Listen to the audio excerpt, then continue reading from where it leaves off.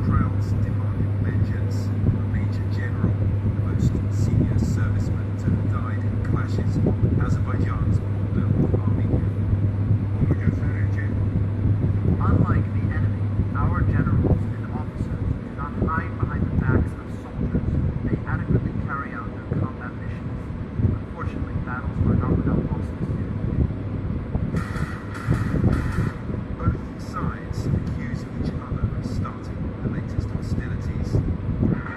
Both sides releasing videos of their high-tech weaponry as airing missile strikes on Armenian positions. Armenians shooting down Azeri drones.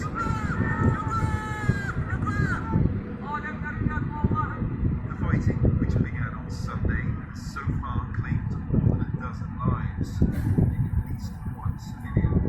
What I think mainly is in this whole story of the ongoing clashes is that this very area is densely populated by civilians.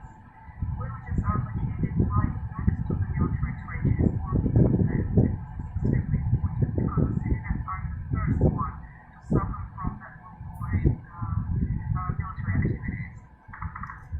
The region is situated north of the disputed territory of Nagorno-Karabakh, internationally recognized as part of Azerbaijan. It's controlled by Armenian forces. The Armenian Prime Minister has accused Azerbaijan of endangering regional stability. Azerbaijan's president says international peace talks have led nowhere.